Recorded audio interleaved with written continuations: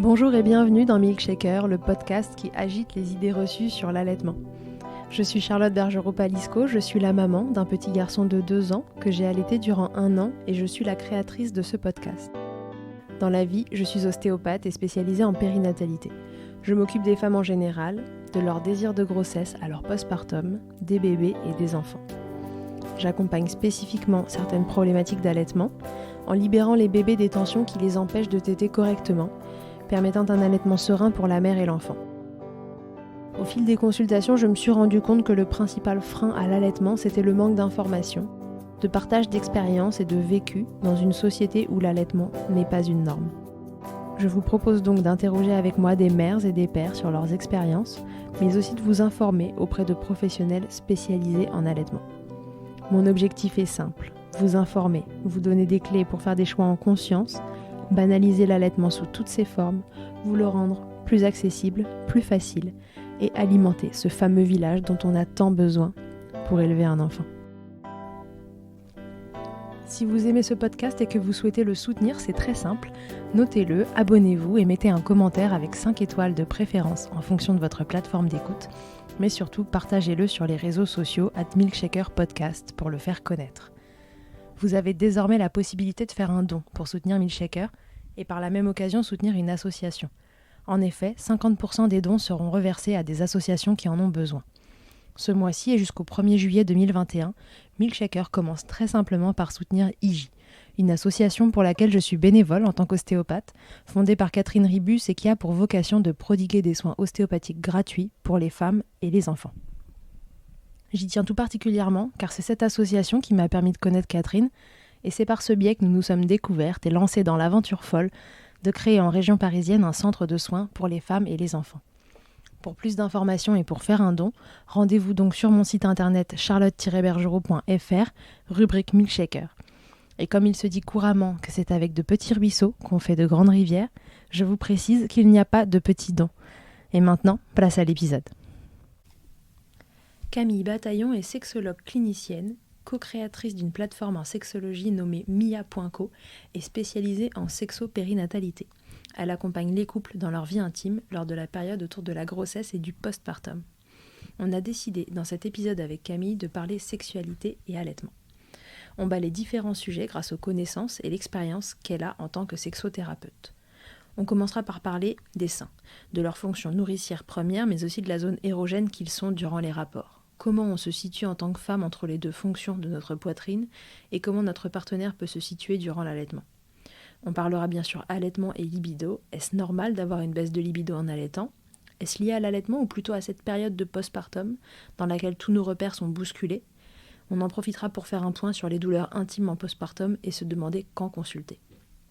Qu'est-ce qui influe sur cette libido en postpartum et qu'est-ce qui est normal ? On évoquera aussi l'allaitement comme contraception. Est-ce une méthode fiable tant que le retour de couche n'est pas arrivé et quelles sont les conditions à respecter ? Camille nous dit tout sur l'allaitement et la sexualité, comment se réharmoniser avec soi-même et son partenaire. Elle vous rassure, vous déculpabilise, vous oriente et ça fait du bien. Je vous souhaite une belle écoute.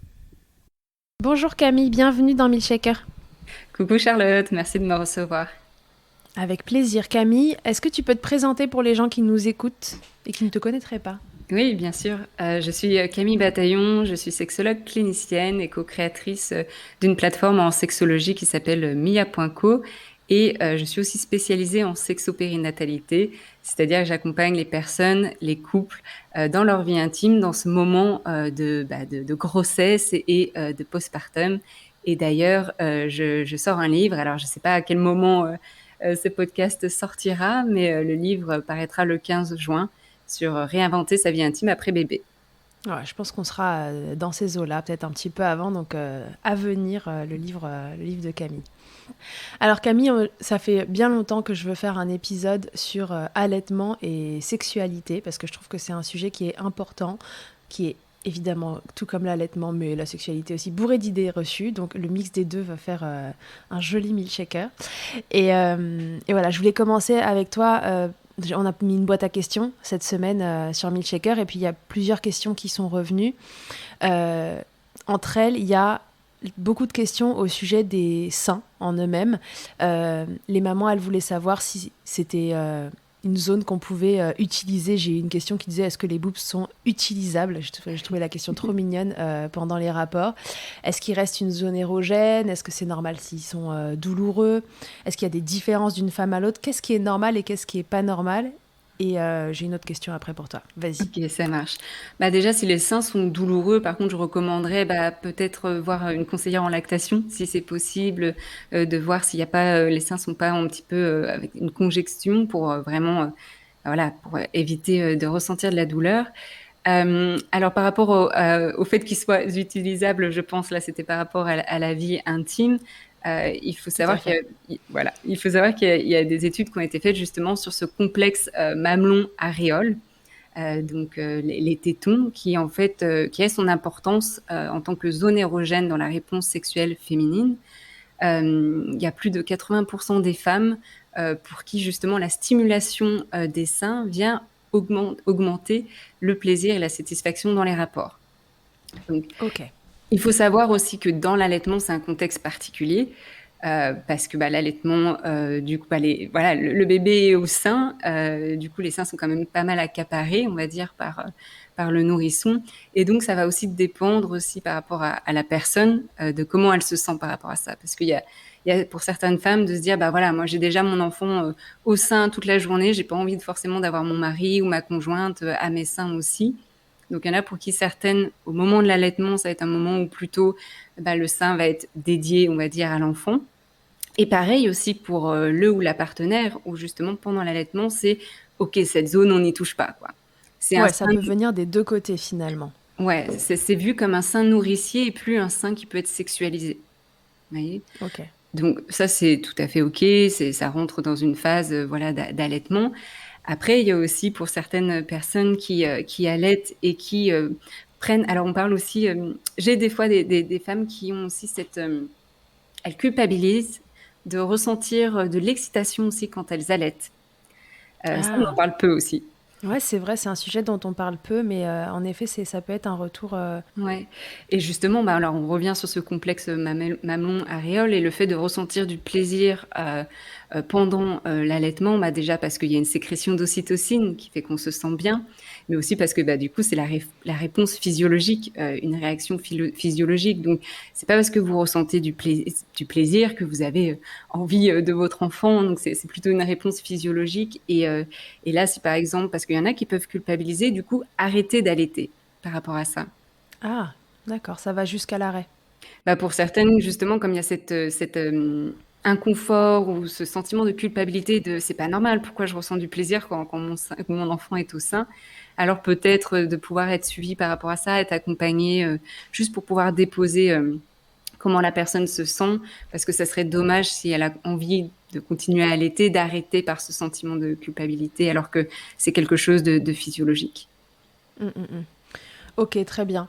Donc du coup, si on résume, les seins sont une zone érogène parmi d'autres et ils peuvent le rester durant l'allaitement. C'est vraiment finalement à chacun de voir avec son propre ressenti, le ressenti de son partenaire et puis j'imagine une des clés dans ces cas-là, c'est la communication. Donc se Encore une parler, fois. se dire ce qu'on ressent et respecter le désir et les ressentis de l'autre. Ouais, et c'est tout à fait ok si on n'a pas envie d'être touché sur cette zone. Ouais. Oui, c'est toujours celui qui dit non qui décide. Ça, En c'est tout le cas, comme tu principe. dis, on communique là-dessus, comme ça, il n'y a pas il a pas de zone d'ombre ou voilà, juste exprimer comment vous vous ressentez aussi par rapport à la situation. Ok. Il y a un truc qui revient très souvent, c'est que pendant le rapport, et en particulier au moment de l'orgasme, il peut y avoir des éjections de lait. Est-ce que tu peux nous expliquer pourquoi ça fait ça, comment ça fonctionne et qu'est-ce qu'on en fait? Mhm. Ouais, c'est le réflexe du coup d'éjection et c'est dû. Alors quand on a un orgasme, on va sécréter de l'ocytocine et ce réflexe d'éjection, il peut arriver justement en fin de grossesse et puis quand on allaite et donc quand on a ce sentiment de plaisir, eh bien on va sécréter de l'ocytocine et en fait en sécrétant de l'ocytocine, c'est aussi ce qui va en fait produire ce réflexe d'éjection. Et donc, pareil, là, ça dépend des réactions, du sentiment de chacun et chacune. Il y en a pour qui, allez, on rigole, il n'y a rien de très grave. Et pour d'autres, au contraire, c'est presque comme si, oh mince, j'ai fait pipi dans mon lit. Enfin, ce sentiment de culpabilité, qu'est-ce qui se passe? Mon corps, qu'est-ce qu'il fait? Et puis comment aussi la partenaire réagit par rapport à ça? Est-ce que c'est un sentiment de dégoût ou plutôt, bah, écoute, je goûte ou bah, écoute, je sais que c'est aussi physiologique et tu as eu du plaisir et comme tu allaites, bah, c'est aussi normal qu'il y ait des fois ce réflexe d'éjection. OK, très bien. Ouais, donc c'est tout à fait normal, ça arrive pas à tout le monde, mais faites-en finalement, ce que vous voulez. C'est un signe que vous avez du plaisir aussi, quoi. C'est le moment sinon d'enfiler vos comment on appelle ça là? Les Les brassières. recueils-laits. Ah oui, alors bien mettre la oui et puis voilà, pour les personnes pour qui ça pourrait déranger, bah oui, alors de garder, la brassière avec, justement des coussins ou les petits coquillages pour recueillir le lait comme ça, Ouais, le tire-lait. hop, pas de perte de temps, recueil de lait, choup, Mmh. ça fait du lait pour le On lendemain. associe le plaisir et l'utilité. Non, mais écoutez, le lait, j'ai déjà dit, mais c'est super bon pour la peau, donc si quelqu'un se fait une milk shower, c'est parfait, quoi. Profitez. C'est parfait, Crème ça règle gratuite. toutes les imperfections. Profitez du lait maternel de votre partenaire. Surtout si vous avez faim aussi pendant l'acte. Le lait maternel est très nourrissant, donc profitez-en. Bon là, bien sûr, on rigole, mais c'est vraiment, voilà, chacun, chacune selon, sa sensibilité, selon, Bien son sûr. niveau de confort par rapport à ça. Ok, très bien. Ok, ça nous amène à un deuxième sujet. Est-ce que tu penses qu'on a tout dit au sujet des seins? Alors, si peut-être revenir, peut-être ton avis, toi en tant que sexologue, sur la sexualisation finalement du sein dans notre Mmh. société. C'est vrai que c'est un des trucs qu'on pense qui entrave, tu vois, la normalisation un peu de l'allaitement, parce qu'aujourd'hui, le sein est quasiment exclusivement vu comme quelque chose de sexuel et justement pas nourricier. Et d'ailleurs, les questions qu'on a eues juste avant découlent de Mmh. ça. Alors, le sein, a priori, s'il a été construit, c'est à la base en tout cas, c'était pour nourrir les bébés. Mmh. Et aujourd'hui, c'est vraiment plutôt un objet sexuel dans l'esprit des gens. Qu'est-ce que tu peux dire, toi, en tant que sexologue, là-dessus, du point de vue justement du sexe? Bah, oui, c'est pour ça que c'est difficile aussi cette dualité entre, bah, le sein qu'on a presque tout au long de notre vie sexualisé, mais que les autres ont sexualisé aussi et soudainement il vient sein nourricier, mais en même temps le sein nourricier garde sa fonction aussi comme on disait là, qui peut être aussi il fait partie aussi, il peut faire partie, d'une zone érogène et des fois il y a cette dualité entre, OK, ce sein qui doit ne plus rien ressentir et servir juste à l'allaitement, mais en fait, il ressent encore des choses sexuelles. Comment je me sens par rapport à ça? Puis aussi la perception des gens de se dire bon bah ce sein qu'on sexualise, si je le découvre et pour allaiter, voilà, qu'est-ce que les gens vont penser? Est-ce que je suis à l'aise avec ça? Et souvent, ce qu'on voit, en tout cas en France aussi, mais l'allaitement, ça reste quand même quelque chose du coup que les personnes cachent ou ne font pas en public ou essayent vraiment de se couvrir parce qu'elles ne se sentent pas forcément à l'aise de découvrir complètement le sein. Et c'est pour ça que maintenant, il y a plein de vêtements d'allaitement aussi pour Mm. allaiter tout en discrétion. Ouais, et Ça même devient à comme la mode. ça pose problème, quoi. Même comme ça, on voit encore des histoires de gens qui se prennent des remarques, Ouais. voire pire, parce que Malheureusement. c'est dans l'esprit des gens, c'est quand même beaucoup plus sexuel que nourricier, quoi. Ouais, alors que, comme tu disais, la fonction, du sein, bah, s'il existe et s'il produit du lait, après un accouchement, c'est que, bah, il a une certaine fonction et donc voilà, il faut arrêter ça. Mais ça passe par, le changement des mentalités, d'éduquer et Mm. d'arrêter d'objectifier, le corps de la femme aussi. Ouais.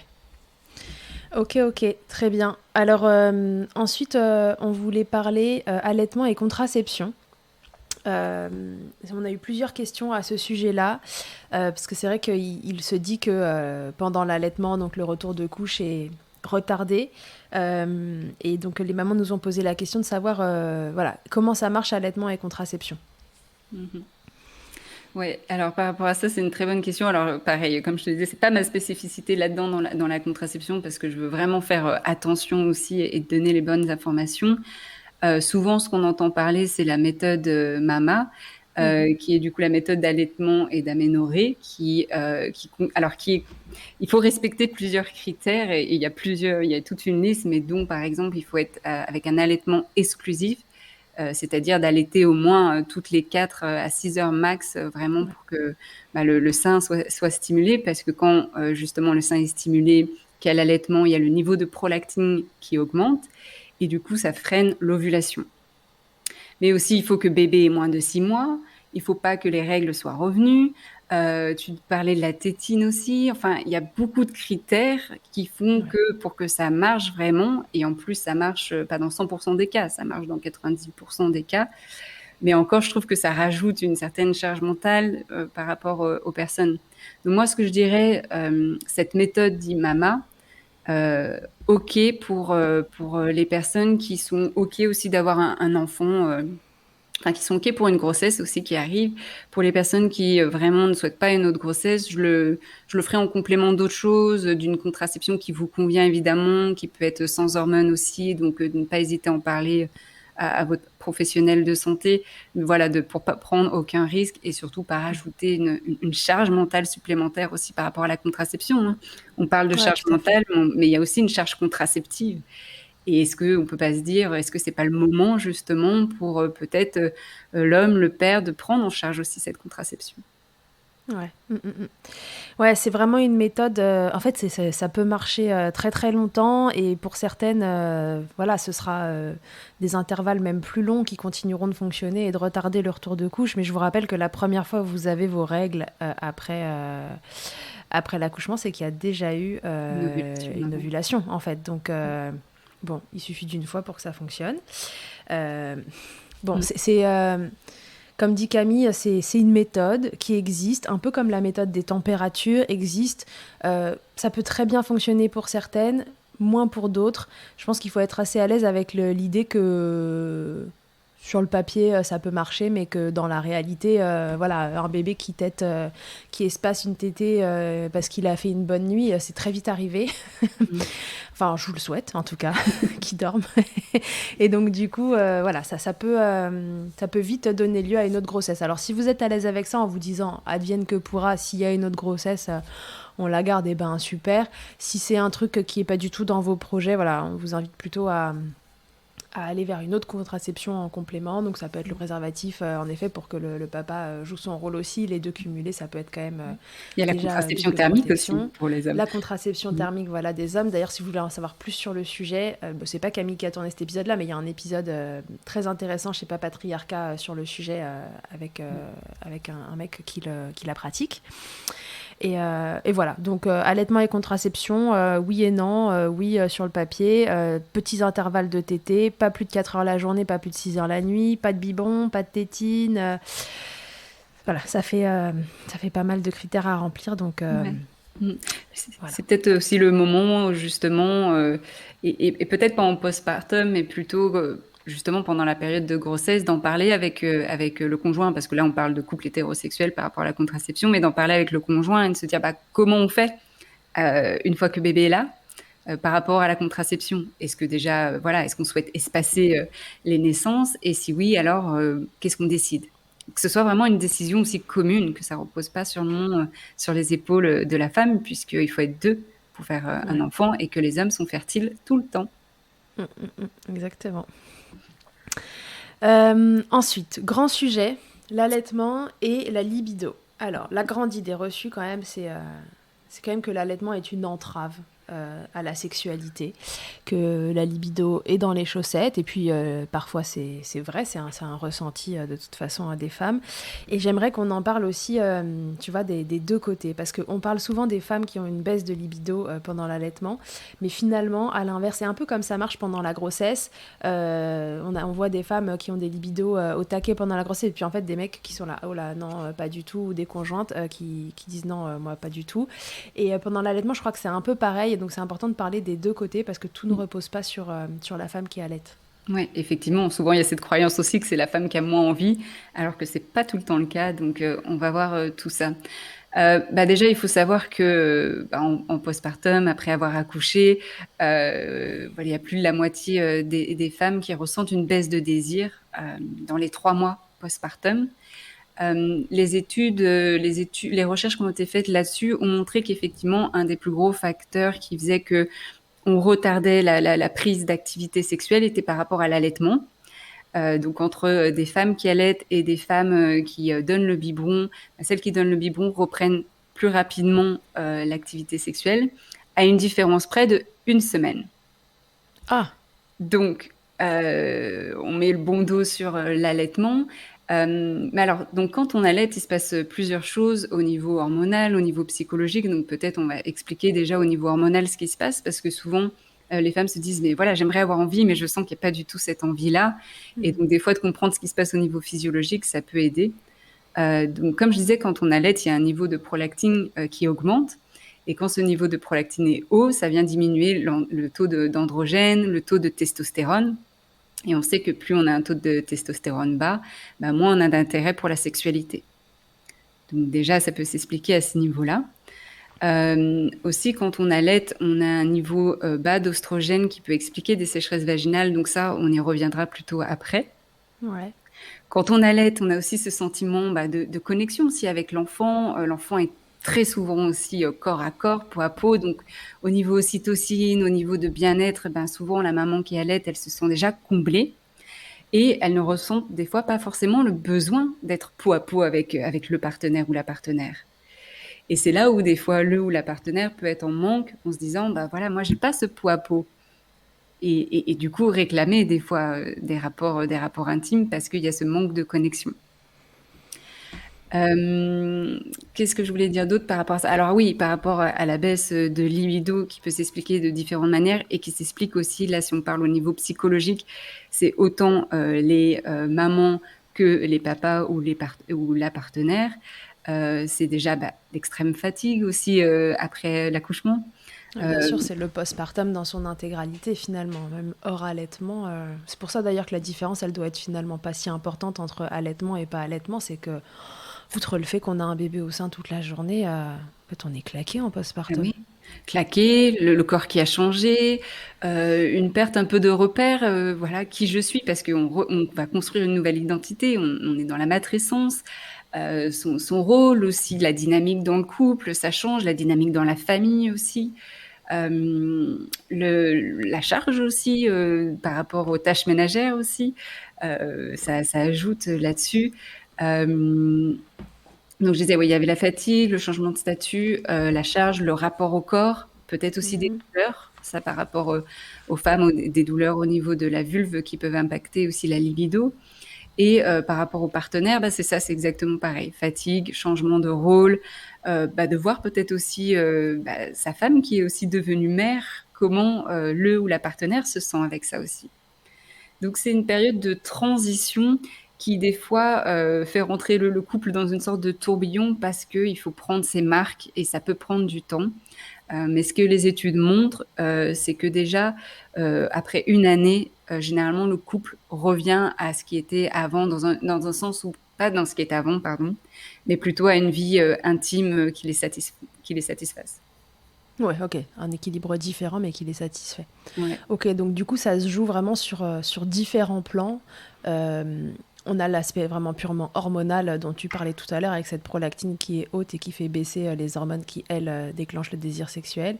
On a le côté que la maman peut être un peu comblée par ce pot à pot et donc être moins en demande de l'intimité avec son partenaire. Et ça, c'était les deux grandes catégories vraiment un peu physiologiques, c'est ça. Mm-hmm. Et après, on a l'aspect postpartum en général, en effet, matrescence, changement d'identité, changement de tout finalement, changement de rythme de vie, fatigue, et changement pour tout le monde, pas que pour la maman, c'est la mère qui change, en fait, tout le monde change, et ça, c'est le principe de toute façon de l'arrivée d'un enfant. Et le focus change aussi du coup. Ouais, le focus change tout à fait, et donc du coup, toutes les cartes sont redistribuées. Moi je dis souvent en consultation, pas tellement rapport à la sexualité, mais en règle générale, je leur dis ne cherchez pas à retrouver l'équilibre d'avant, cherchez-en un différent, parce que de toute façon, tout a changé. Là, toutes les cartes sont redistribuées, donc essayez plutôt de faire un nouveau château et pas de... C'est ça. Et c'est pour ça que dans mon livre, j'ai pas dit retrouver votre vie intime après bébé, j'ai mis réinventer. C'est-à-dire qu'on va se recréer, c'est une opportunité en fait de faire des choses différentes.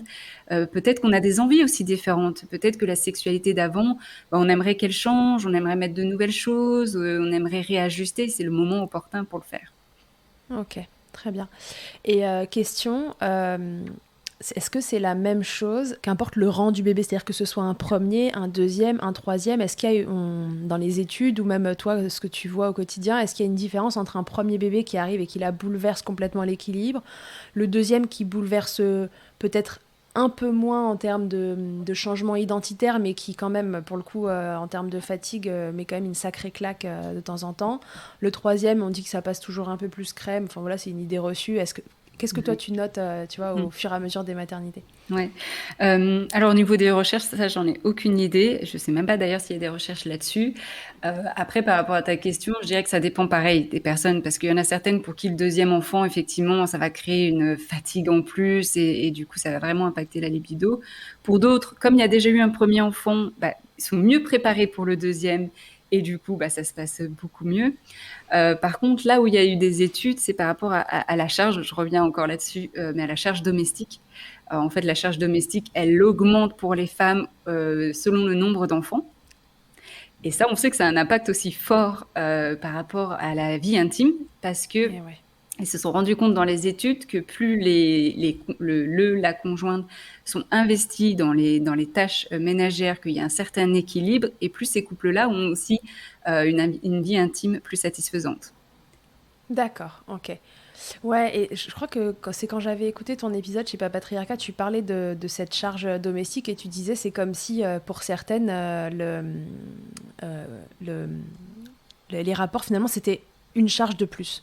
Bah oui, et puis surtout, le fait, alors effectivement, si par exemple la femme s'occupe de tout, bon, bah, il y a d'une part la fatigue encore en plus, mais deuxièmement, peut-être de sentir cette frustration, de sentir qu'on ne fait pas une équipe, euh, d'avoir cette boule dans la gorge et de pas pouvoir, ouais, de pas pouvoir sentir que l'autre est aussi inclus et du coup de sentir déconnecté avec l'autre et donc de moins envie d'avoir de rapports sexuels et aussi des fois, pas des fois, mais pour beaucoup de couples, la sexualité, c'est un petit peu comme un commerce, c'est-à-dire que, ok, j'ai des rapports avec toi parce que tu l'as mérité. Ah, Et que du coup, si tu ne fais pas, si tu ne fais pas, si tu ne prends pas ta part de responsabilité, ou si t'as dit un mot de travers ou quoi que ce soit, bah tu ne mérites pas d'avoir du sexe ah, avec moi. ok. D'accord, oui, c'est vu, hein, c'est donnant-donnant, quoi, c'est ça? Ouais, c'est vu comme donnant-donnant souvent. Donc là, il y a pas mal aussi de choses à décortiquer là-dessus. Mais bref, pour retenir, ce qui est important, c'est que chacun prenne bah, sa part de responsabilité dans cette parentalité, puisse communiquer sur bah, comment ensemble on s'organise dans cette nouvelle structure familiale qui vient aussi shifter la structure du couple. Et donc c'est vraiment quelque chose à discuter ensemble. C'est pas parce que du coup on sent qu'on fait équipe quand on communique ensemble et qu'on essaye ensemble de trouver des solutions pour le bien-être de chacun et chacune. Ok, très bien. Ouais, donc la base pour une sexualité épanouie finalement en tant que parent, c'est commencer par discuter du quotidien et de tout ce qu'il y a à faire autre que ça pour que tout le monde arrive à ce moment-là serein. C'est un Ouais, peu et ça? souvent, oui, et puis souvent en consultation, voilà, vont dire ah, baisse de libido, etc. Qu'est-ce qu'on peut faire? Et en fait, des fois, c'est simplement déjà de revoir la structure de leur organisation au sein de leur couple, au sein de comment ils organisent de leur vie de tous les jours, les tâches ménagères, qui va aussi impacter en fait peut-être plus grandement sur leur vie intime. Des fois, on n'y pense pas, mais ça joue en fait. C'est pas des petits trucs, c'est des choses qui, quand ça ne se passe pas bien, c'est quand même très lourd.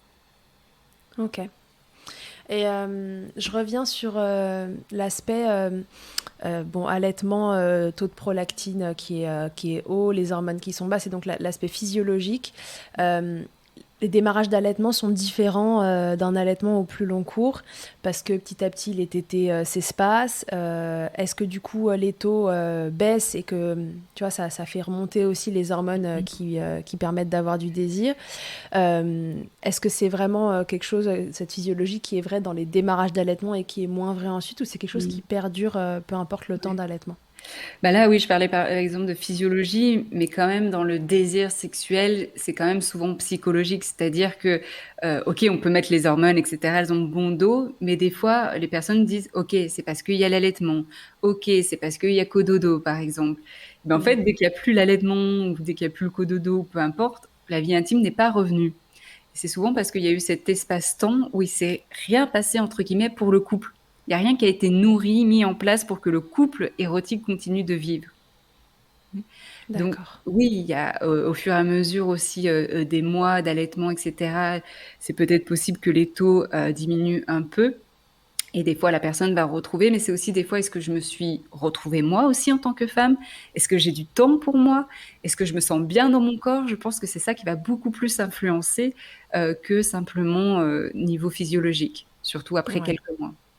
Ouais, retenez qu'avoir du temps pour l'autre, c'est d'abord avoir du temps pour soi. Il faut d'abord Ah se bah oui. retrouver soi-même avant de... Sinon, en effet, c'est une charge de plus.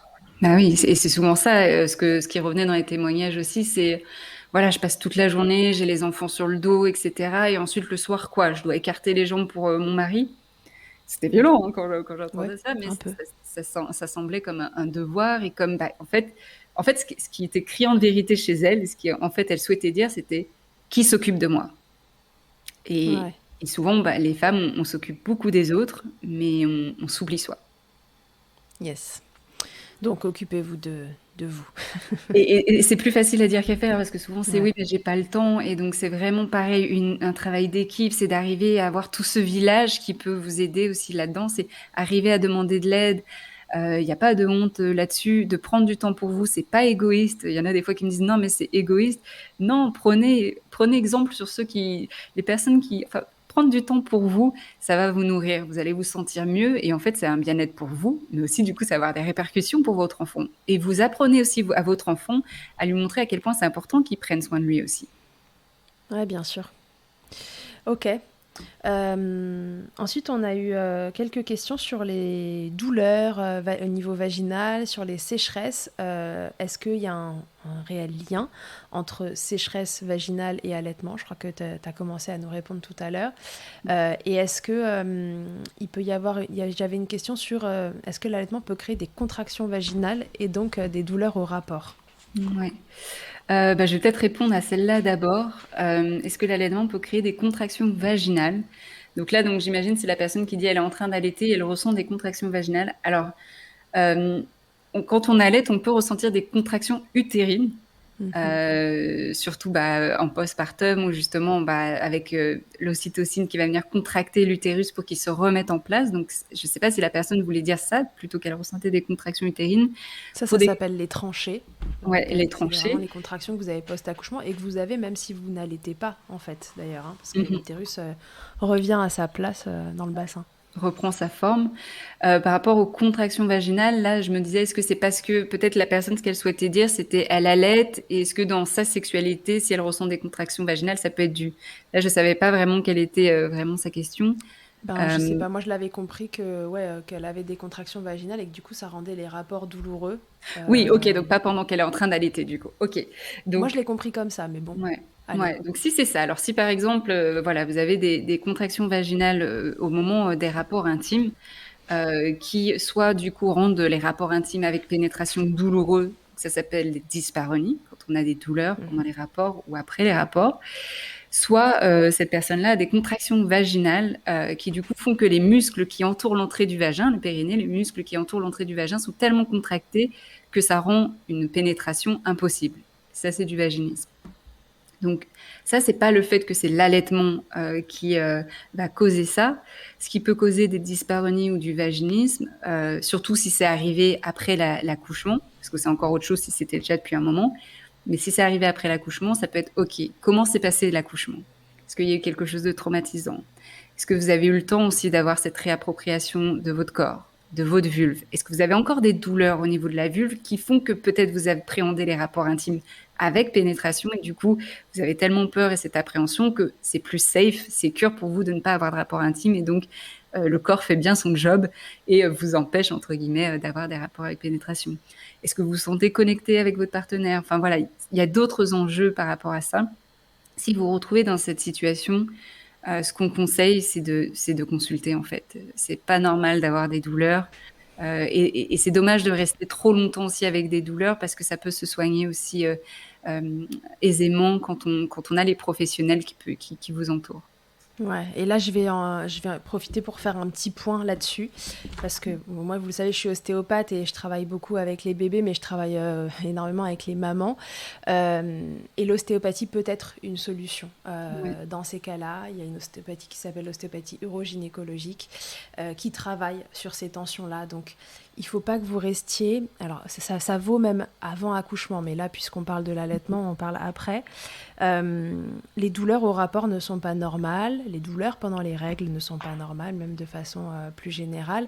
Et votre bassin peut être le siège de tension. Après un accouchement, je vous laisse imaginer qu'un bébé qui est passé dans cet espace si petit, où il y a normalement une vessie, un utérus, un rectum, des bouts de côlon de chaque côté, et tous les ligaments qui soutiennent tout le monde, s'il passe là-dedans, plus ou moins doucement, aisément, plus ou moins on l'a tracté vers le bas avec des forceps à la fin, plus ou moins il était mal positionné, donc du coup il a fallu pousser comme une dératée pour le sortir, ou alors c'est allé très vite. Le corps, il peut avoir gardé vraiment un environnement disharmonieux avec des tensions qui ensuite se ressentent dans ces moments où en fait ça bouge au niveau utérin ou vaginal.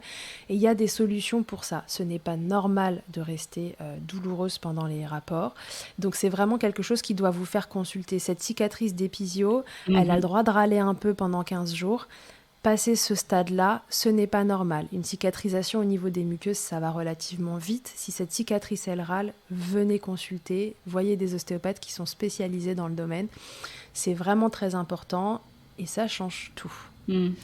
Et ouais, et d'ailleurs, dans les témoignages que j'ai recueillis pour mon livre, j'ai été effarée de voir à quel point la plupart des femmes disaient avoir des douleurs. Mm. Des douleurs, ça revenait sans cesse, les douleurs d'épisiotomie, etc. Et je me disais, waouh, il y a tellement de personnes qui sont dans cette souffrance-là. Et donc, comme tu disais, Charlotte, et c'est bien que tu parles de l'ostéo, parce que c'est vrai que c'est, même nous, en tant que sexologue, c'est pas forcément quelque chose qu'on recommande, parce qu'en fait, on le sait pas, on connaît pas assez. Donc, c'est bien que tu mettes les mots dessus.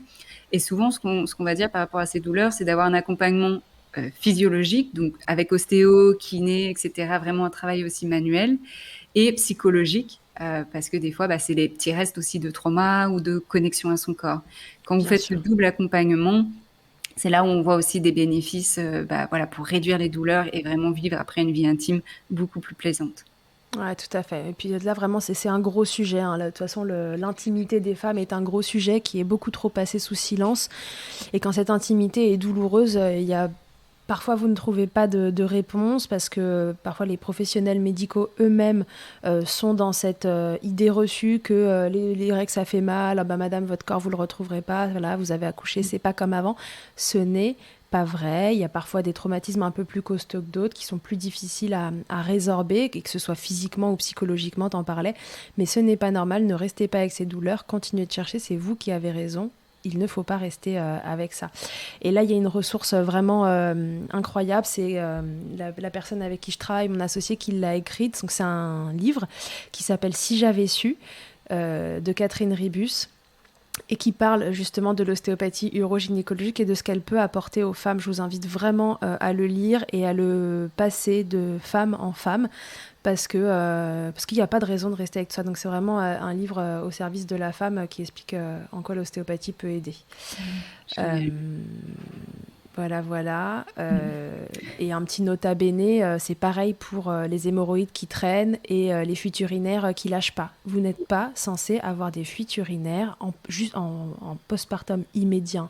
Ok, en postpartum plus long, non. En gros, après l'accouchement, pendant 15 jours, il y a plein de choses qui peuvent être un peu en vrac. Passer 15 jours, 3 semaines, quand ça commence à traîner, consultez. Vous avez autre chose à faire en postpartum que de vous faire pipi dessus toute la journée et d'avoir des hémorroïdes qui vous empêchent de vous asseoir, surtout si vous allaitez. Enfin, non, mais tout court d'ailleurs, parce que pour donner Ouais. un biberon, je suis Oui. débile, mais on est assise aussi. Mm. Donc, venez consulter, ne restez pas avec ça. Prenez ce temps-là, c'est du temps de gagner pour la suite et de l'énergie et tout. Et pour retrouver votre vie intime, c'est hyper important. Ouais, ouais, et de ne pas avoir honte de demander, parce que les professionnels ont l'habitude aussi de voir ça, de soigner ça. Et si le professionnel ou la professionnelle en face ne sait pas, bah, continuer à trouver. Il y a des personnes qualifiées, comme tu disais, du coup, Charlotte, avec aussi ce livre qui a l'air super intéressant. Mais ne restez pas avec ça, parce que pareil, j'ai des mamans pour qui, par exemple, tu parlais d'hémorroïdes, qui ont encore des hémorroïdes et qui, du coup, ça bloque aussi par rapport à la vie intime. Ok, et donc du coup après on avait aussi une question sur les sécheresses pour le coup. Ouais. Alors, les sécheresses. Donc, quand on allaite, j'en ai parlé un petit peu en amont, mais quand on allaite, on a du coup le taux d'oestrogène qui diminue. Et quand il diminue, ce taux d'oestrogène, ça peut créer des sécheresses vaginales. Donc là, c'est physiologique par rapport à ça. Donc, comment on peut contrecarrer quand on allaite, qu'on a envie de rapport intime, parce que ça part aussi, ça doit partir de votre désir d'avoir envie de rapport intime, avec pénétration, parce qu'il y a aussi des rapports intimes non pénétratifs qui sont tout aussi plaisants, et donc il n'y a pas besoin de... Voilà, si vous avez encore des petites douleurs ou des appréhensions que vous ne souhaitez pas une pénétration vaginale, très bien, il y a tellement d'autres choses à explorer et à avoir du plaisir avec. Quand il y a une pénétration vaginale et que là vous sentez que c'est sec, ou même en masturbation aussi, vous sentez que vous êtes un petit peu sèche et du coup c'est vrai que c'est moins plaisant. Moi de toute façon je recommande tout le temps d'utiliser des lubrifiants, que ce soit en masturbation, en rapport intime avec des partenaires, d'utiliser du lubrifiant, de ne pas hésiter aussi pendant le rapport, si vous sentez que ça sèche encore, d'en remettre. Il n'y a pas de honte à utiliser du lubrifiant, au contraire, c'est pour votre plaisir. Okay. Donc ça, c'est important. Alors, il y a le physiologique, mais il y a aussi par rapport à l'excitation aussi qui peut être psychologique. Ça peut être des fois aussi un signe de « ok ». Peut-être que je suis pas suffisamment excitée parce que la manière dont je suis caressée, ou j'ai peut-être pas la tête à ça, ou en fait j'en avais pas vraiment envie.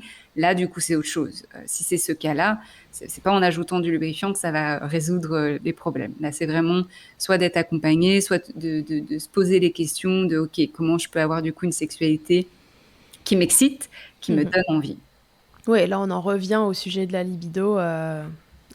En général, de ce temps pour soi, comment se trouver, se retrouver, se trouver différemment pour après la grossesse et l'accouchement. Ok, très bien. Est-ce qu'on a parlé de tout ? Ça me semble plutôt pas mal. Plutôt pas mal par rapport à tout ça. Donc il y a vraiment dans l'allaitement, il y a vraiment, comme vous l'avez entendu, le côté physiologique et puis le côté psychologique. Où des fois il a aussi sa part, son impact.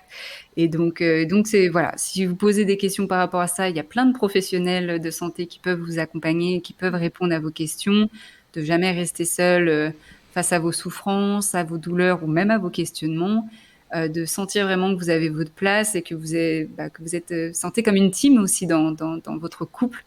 Ça c'est aussi important par rapport à cette libido.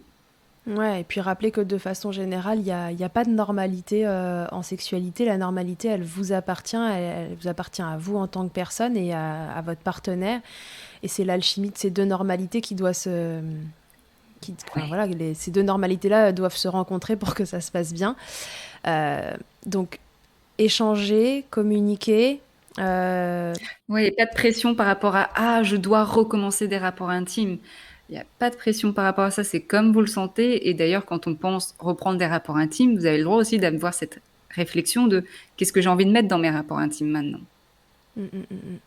Ouais, donc vraiment, vraiment très important d'échanger avec l'autre, parce que si les envies diffèrent, le mieux c'est d'en parler et d'expliquer pourquoi, parce que la plupart du temps, sinon ça crée des incompréhensions, l'autre qui se dit tiens, il ou elle n'a pas envie de moi, enfin bref, et ça fait qu'aggraver finalement quelque chose qui n'était pas un problème à la base.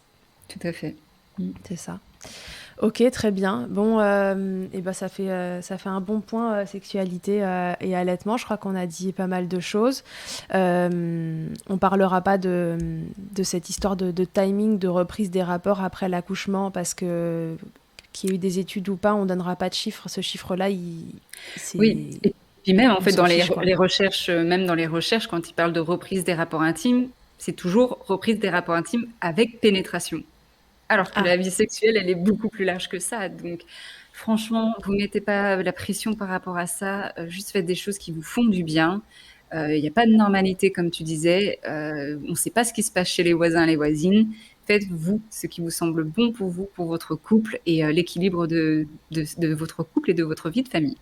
Ouais, et si par contre des équilibres commencent à s'installer, que ça vous dérange, ça dérange votre partenaire et qu'on ne retrouve pas l'équilibre et que ça commence à poser problème, et c'est le moment d'aller consulter. Il y a donc des gens comme Camille qui sont spécialisés là-dedans et il n'y a pas de honte à aller consulter quelqu'un sur ces sujets-là. Au contraire, c'est en allant parfois voir une tierce personne comme ça que ça permet de déverrouiller des choses, d'ouvrir des vannes et que la vie reprenne son cours de façon toujours différente mais tout aussi cool après. Exactement. Ok, génial. Donc voilà, en résumé, ne restez pas seul dans tout ça. Et vraiment, vraiment, vraiment, après l'accouchement, outre l'allaitement, il y a plein de choses qui peuvent empêcher un retour à la sexualité tout court. Ne restez pas seul avec ces problèmes. C'est très important d'aller consulter. Ouais. On finira là-dessus. Merci beaucoup, Camille. Merci, Charlotte. Hâte d'avoir la sortie de ton livre. Je pense que l'épisode sortira avant ça. Donc les gens ça leur fera un teaser. Merci beaucoup, beaucoup, et à tous et à toutes, à très bientôt dans Milkshaker. Que ce soit votre première écoute ou que Milkshaker vous accompagne régulièrement, merci beaucoup d'avoir écouté cet épisode. Pour suivre l'actualité du podcast, ça se passe sur le compte Instagram du même nom ou sur mon site internet charlotte-bergerot.fr où vous trouverez tous les épisodes et la rubrique Milk Letters. On se quitte encore et toujours avec Emma, la voix officielle de Milkshaker et son titre I'll Be There, qu'on ne présente plus. Je vous dis à très vite pour un nouvel épisode. D'ici là, n'oubliez pas, prenez soin de vous, milkshakez autant que vous le voudrez et bousculons ensemble les idées reçues sur l'allaitement maternel. I hate to see you down. Can't stand to know you're hurt. When you say it's getting loud, the voices in your heart. You know I get it, so let it all out. Keep your head up, your masterpiece, and I'll swear that I'll be there by your side. A text away, you know you can find me. It just takes a whisper and I'll be there to listen. I got you, I'll fight with you, 'cause I love you. I'll be there, I'll be there, oh I'll be there, I'll be there. I know I'm not perfect, sometimes I look myself, but I hope you know I care. You can meet me anywhere. And you know I get it, so let it all out. If anyone comes at you, then I'll swear that I'll be there by your side. A text away, you know you can find me. It just takes a whisper and I'll be there to listen. I got you, I'll fight with you, 'cause I love you. I'll be there, I'll be there, oh I'll be there, I'll be there. Just me every time I have you back, and I know that you do the exact same for me. Side by side, don't even need to talk. And you know I get it, so let it all out. Keep your head up, your masterpiece, and I'll swear that I'll be there by your side. A text away, you know you can find me. It just takes a whisper and I'll be there to listen. I got you, I'll fight with you, 'cause I love you. I'll be there, I'll be there, so I'll be there, I'll be there